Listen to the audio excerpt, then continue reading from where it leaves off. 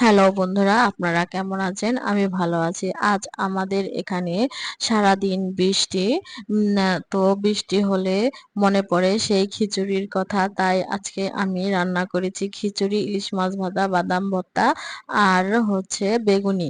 এই তো এগুলি সব আজকে আপনাদের সাথে শেয়ার করব। প্রথমে আমি খিচুড়িটা রান্না করে নিব।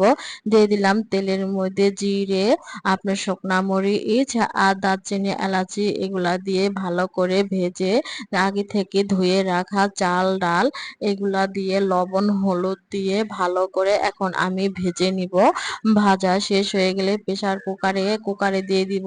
কুকারে 3টা সিটি দিলেই আমার খিচুড়ি রান্নাটা হয়ে যাবে। এই তো খিচুড়ি রান্নাটা হয়ে গেছে। এখন আমি ইলিশ মাছ ভেজে নিব। এই তো ইলিশ মাছগুলো প্রথমে আমি দিয়ে দিচ্ছি। তারপরে এই যে দেখেন ইলিশ মাছ ভাজা শেষ। এখন আমি ভর্তাটা বানিয়ে নিব। বাদাম ভর্তা প্রথমে আমি লবণ আর কাঁচা শুকনা মরিচ দিয়ে ভালো করে বেটে বাদাম দিয়ে মিশিয়ে পরে আমি কাঁচা পেঁয়াজ দিয়ে রেডি করে নিচ্ছি। এই তো আমার শেষ। এখন আমি তৈরি করব বেগুনিগুলা প্রথমে আমি একটা ডো তৈরি করে নিয়েছি, সেটা আপনাদের পরে এক সময় শেয়ার করিব। এই তো আমি বেগুনিগুলা তেলে এখন ভেজে নিচ্ছি। তো কেমন হয়েছে অবশ্যই